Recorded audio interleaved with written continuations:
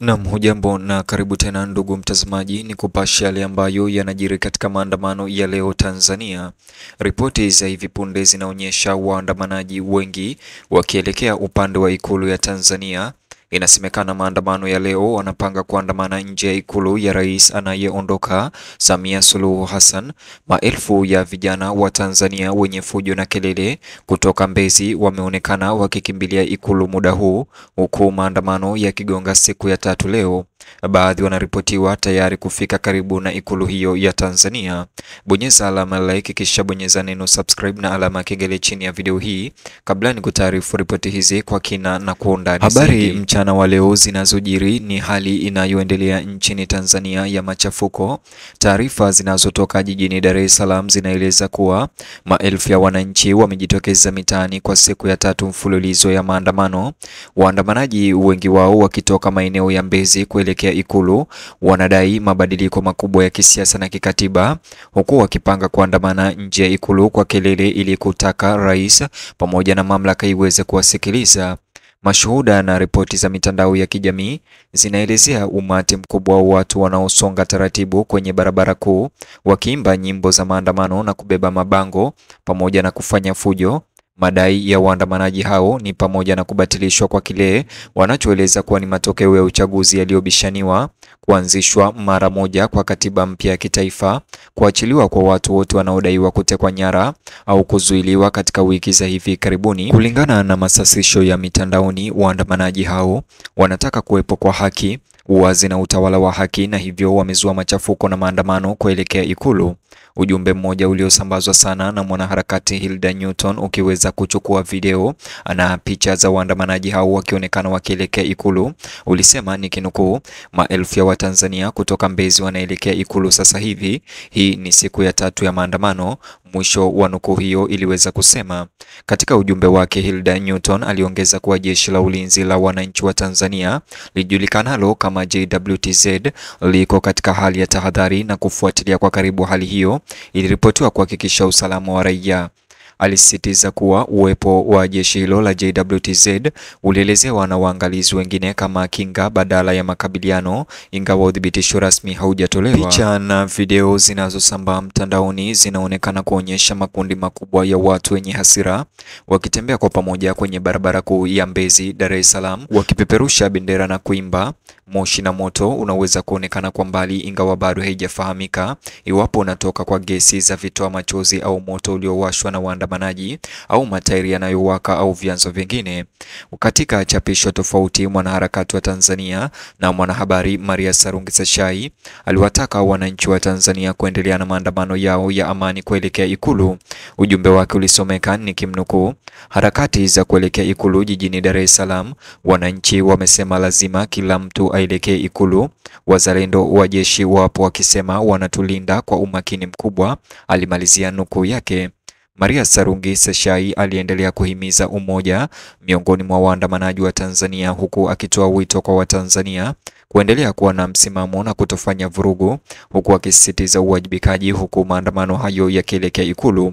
Pia alionya dhidi ya mgawanyiko, akitaka kile alichoelezea kama wazalendo kuzingatia umoja wa kitaifa badala ya migogoro ya ndani kwa ndani. Watumiaji wa mitandao ya kijamii katika eneo lote wamekuwa wakishiriki picha na video zenye hashtagi kama vile MO29 ambayo inaonekana kama mwito wa kuhamasisha wimbi la maandamano ya sasa ya uchaguzi wa tarehe 29 Oktoba. Hashtagi hizo zimevuma siku nzima, huku raia wa ndani na nje ya Tanzania wakionyesha mshikamano na kujali. Waandamanaji hao wanaoelekea ikulu wanapoendelea kuelekea katikati mwa jiji hilo, ripoti zinaonyesha kwamba idadi ya washiriki inaongezeka kwa kikubwa sana. Baadhi ya makadirio kutoka kwa waangalizi wa mtandaoni yanadai kuwa umati unafikia makumi ya maelfu unaoenea kwa kilomita kadhaa.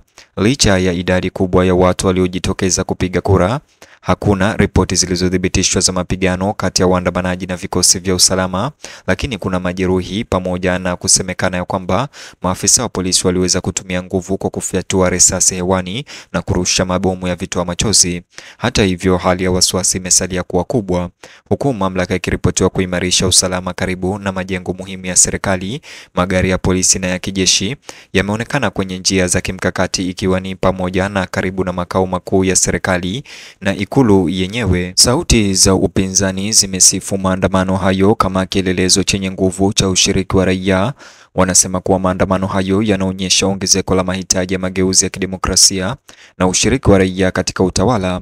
Wakati huo huo, wawakilishi wa serikali bado hawajatoa taarifa rasmi kuhusu maendeleo hayo ya leo. Maoni ya hapo awali ya viongozi yamesisitiza umuhimu wa kudumisha amani na kuepuka vitendo vinavyoweza kuvuruga utulivu wa kitaifa. Wachambuzi huru wanasema maandamano yanayoendelea kuelekea ikulu yanaangazia masikitiko ya muda mrefu kuhusu michakato ya uchaguzi na mageuzi ya katiba. Wito wa katiba mpya umejitokeza mara kwa miaka mingi Tanzania, hasa kuhusu mamlaka ya urais, uwazi katika uchaguzi na uhuru wa taasisi za serikali. Katika miezi ya hivi karibuni, mashirika kadhaa ya kiraia yametoa matakwa sawa yakitaka mazungumzo ya wazi kati ya serikali na viongozi wa upinzani.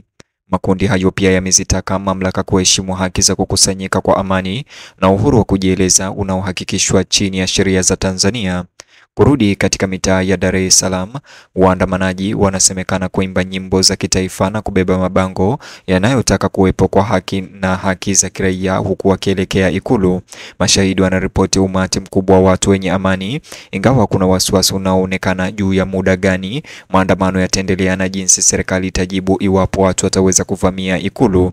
Rejea ya utekaji nyara iliyotajwa na waandamanaji hao inarejelea madai kwamba wanaharakati kadhaa wa kisiasa na waandishi wa habari waliweza kuzuiliwa awali au wametoweka. Wanafamilia na mashirika ya kutetea haki za binadamu yamerudia mara kwa mara kutoa taarifa kuhusu waliko. Miongoni mwa nyimbo maarufu za waandamanaji leo ni katiba mpya, maana yake wakiweza kutaka uchaguzi na demokrasia ya Tanzania iweze kubadilika, wakisema ukandamizaji umezidi na wanataka pia uchaguzi uweze kurejelelewa.